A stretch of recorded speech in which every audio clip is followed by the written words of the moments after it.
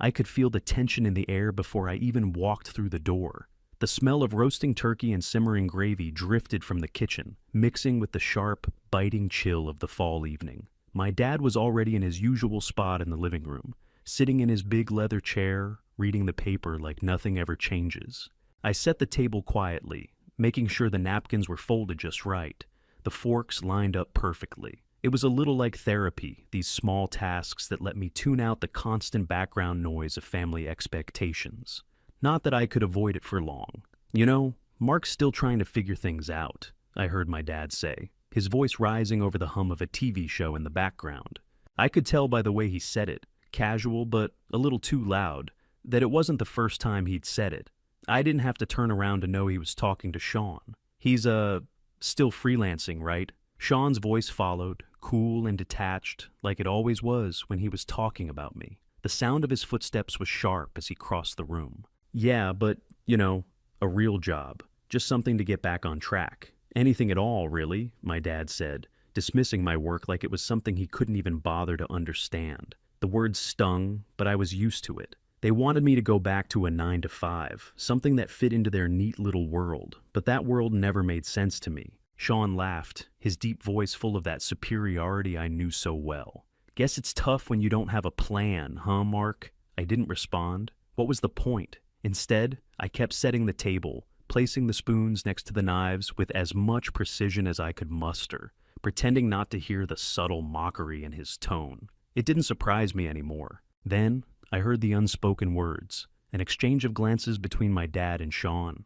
It was the look they always gave each other, the one that said everything about what they thought of me. I was a disappointment, a screw-up who couldn't find his way. They were wrong, but it didn't change anything. The words would never stop, and neither would their expectations. At least not tonight, not here. Dinner was almost ready. The questions, the comments, the judgment, they could all wait. I had the table to finish, and for a few minutes, it was just me and the silverware, nothing else. I wasn't even halfway through setting the last plate when the first knock came at the door, followed by a chorus of greetings. I didn't need to look up to know what was coming.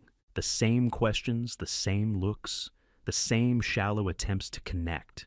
"Aunt Marlene, Uncle Tom," my dad's voice boomed from the front hall. "You made it." It was like he had a script, like every interaction was rehearsed to perfection. I focused on the glasses in front of me, lining them up so they all faced the same direction. Each click of the silverware was louder than the last as the noise around me grew.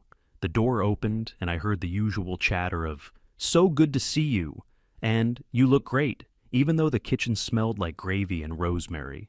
It was all I could do to stop myself from choking on it. The first wave of relatives came in, and the questions started immediately. "So, Mark," Aunt Karen said, her voice that weird mix of polite and nosy, "what's new with you these days?" I shrugged and kept my eyes on the table. "Oh, just the usual. Freelance work, still figuring it out." My mom chimed in, like she was reading from a script she'd memorized years ago. "He's doing freelance consulting now. Still figuring it out." Her smile was too wide, a little forced. I saw Sean walk in, dressed in a sharp suit, like he'd just stepped out of a business meeting. His eyes swept over me for a second before he turned to shake hands with the relatives. He didn't even have to ask what I was doing.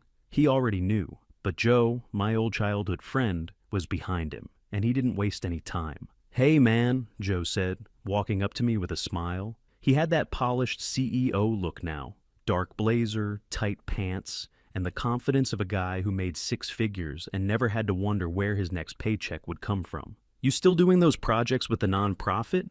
I tried not to let the bitterness show. "Yeah, just some consulting work here and there." He raised an eyebrow, then nudged me like we were still back in high school. "I don't know, man. You're falling behind, huh?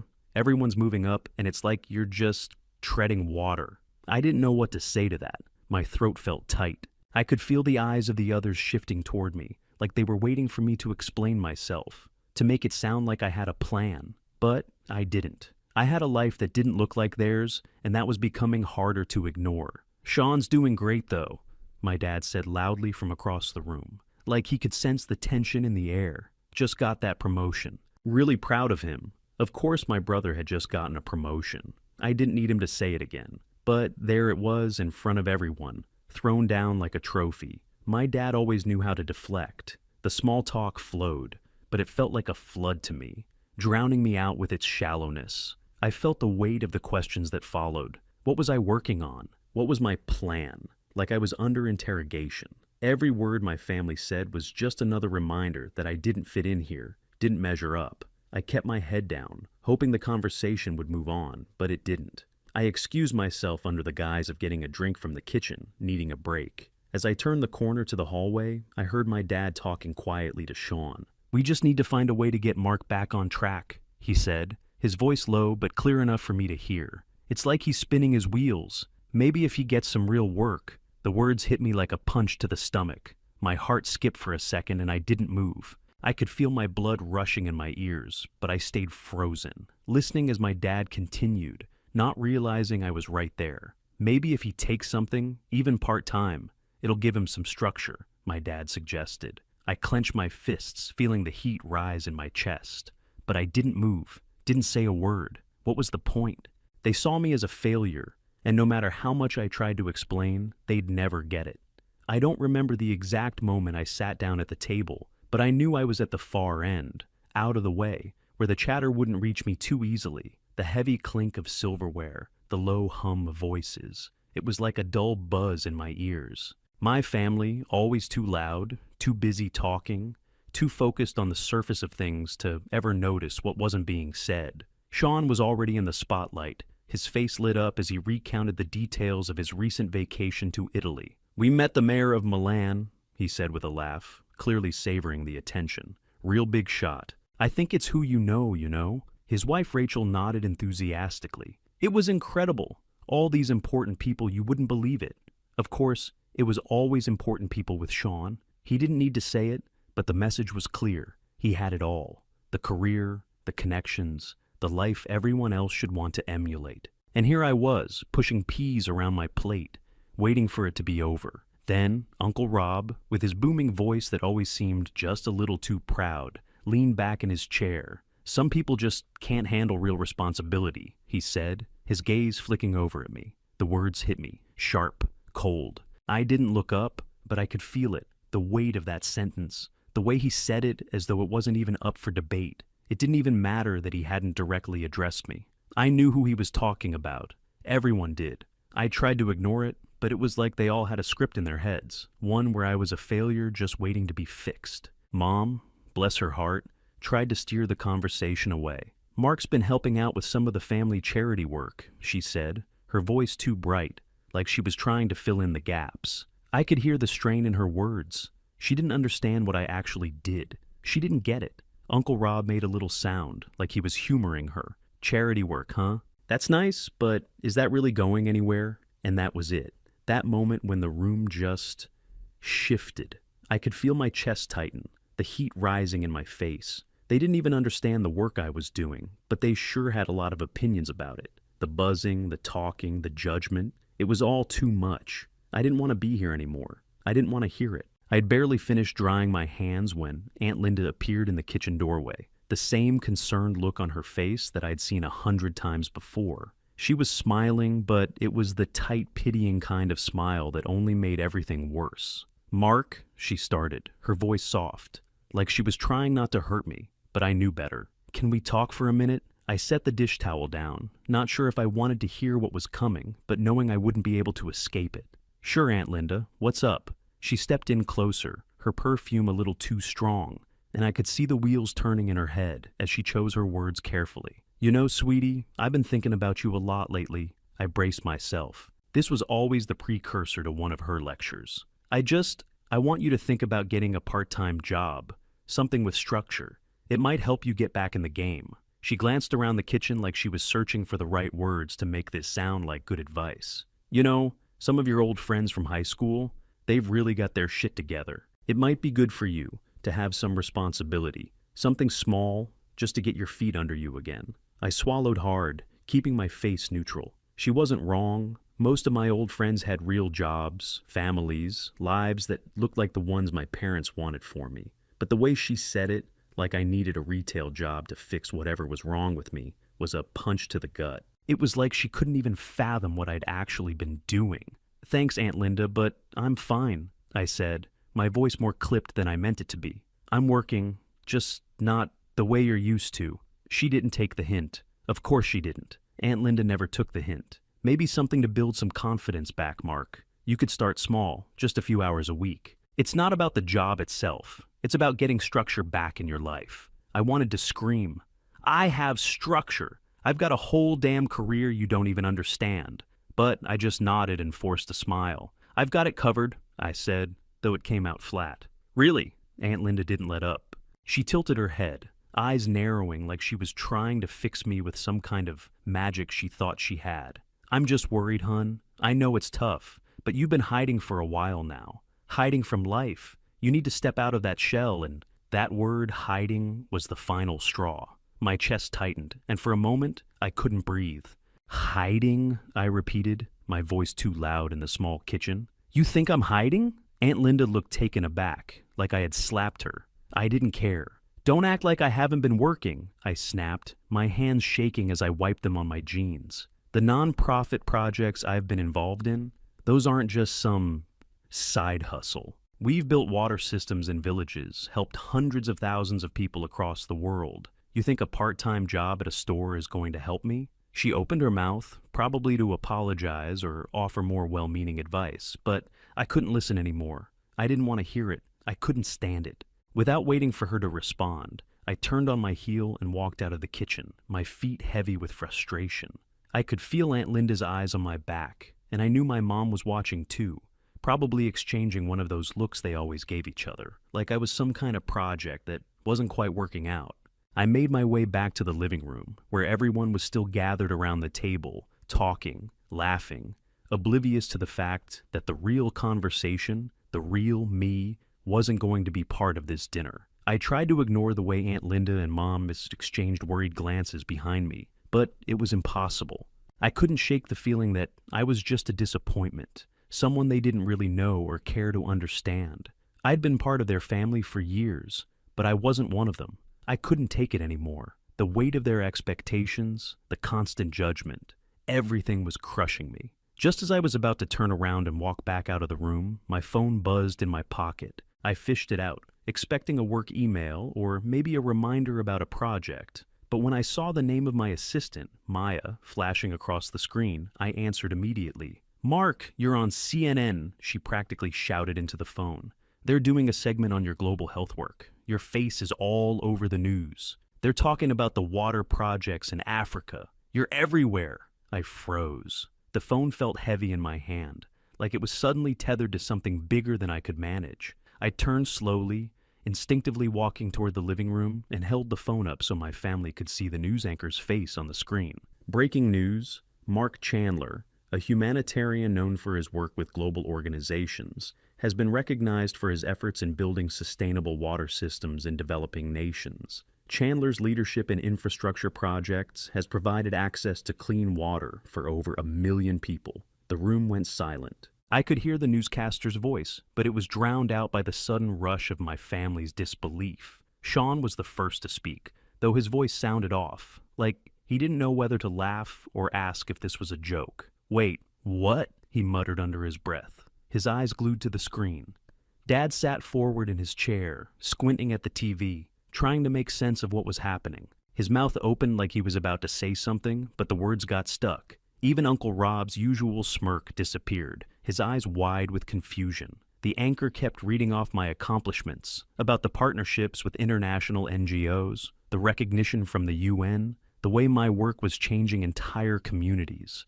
And all I could hear in my head was the sound of their assumptions crumbling. This is Mark," Dad said slowly, as if trying to process it. The disbelief was clear in his voice, but there was something else there too.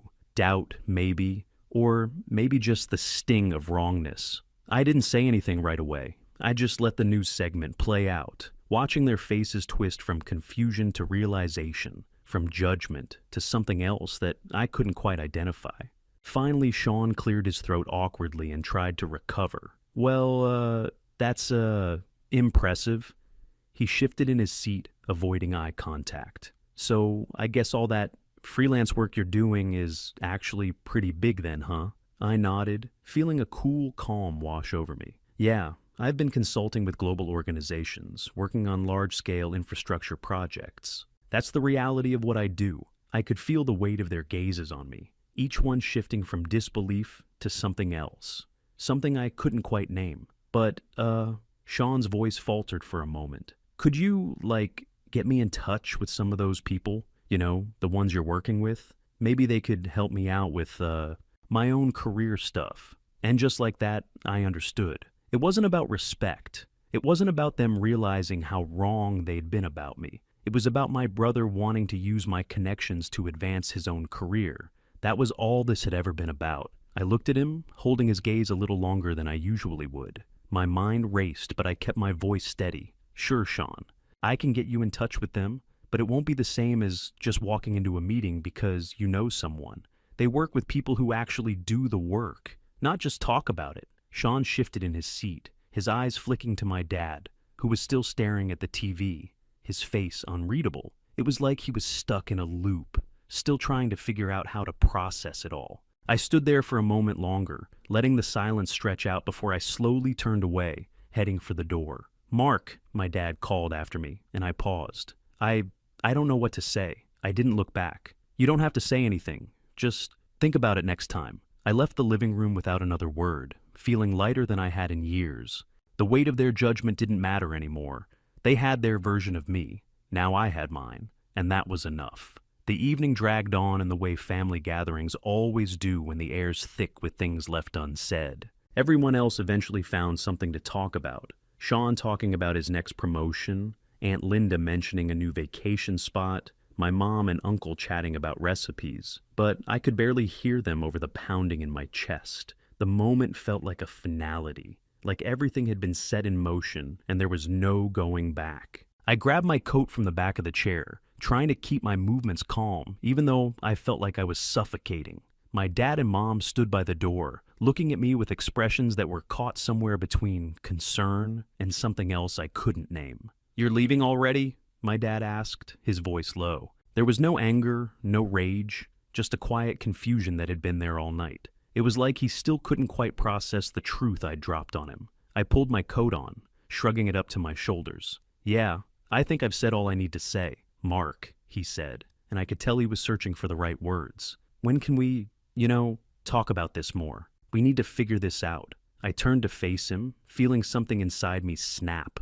I could already hear what he was really asking. "When are you going to do what we want? When are you going to be the son we wanted you to be?" "Dad," I said, my voice steady, "it's already been said. My life is my own now. I don't need anyone's approval to make my choices.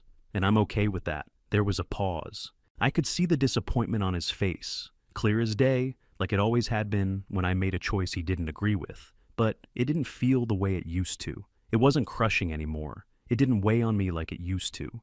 It was just his disappointment. I'd come to terms with that. And honestly, I didn't care about it anymore. He stood there, looking at me like he still wasn't sure where to put his feelings. But I wasn't about to stick around for him to figure it out. I didn't need to be there for that moment, the one where he would keep trying to convince me that I was wrong for living my life the way I wanted. Just as I moved to step around him, Sean quietly pulled me aside. His eyes were soft, and there was an awkwardness in his posture that didn't quite fit his usual confident self. "Hey, Mark," he said, low enough so only I could hear. I'm sorry, man, for everything. I didn't know. I didn't get it. I was an asshole." He shifted his weight, like he wasn't sure how to stand in this new version of things. I don't know. I thought you were just lost, I stared at him for a second, letting the words sink in. I didn't know what to say to that. It didn't feel like an apology as much as it felt like an obligation. He was sorry because he had to be. "Don't worry about it," I said, my voice clipped, just enough to let him know that whatever apology he was offering, it didn't matter. Not now. He nodded, looking at the ground, not meeting my eyes. I didn't need him to understand. Not anymore. I turned away from him and walked toward the door. My parents stayed silent behind me, probably still processing everything, but I couldn't wait for them to catch up. I stepped out into the cold night air, the chill cutting through me as I walked toward my car. The weight of everything, them, began to lift. I didn't have to carry it anymore. But as I reached the car, I heard my dad's voice from the doorway, soft but clear. "Mark," he said, his tone quieter than I'd ever heard it. "You've done good, son." I stopped, feeling something inside of me shift. The words weren't what I had expected. They weren't what I'd been waiting for all these years, but somehow they were enough. I didn't turn back around. I didn't need to. I just stood there for a second, letting the wind cut through me, then slid into the car and drove off into the night. For the first time in years, I felt light.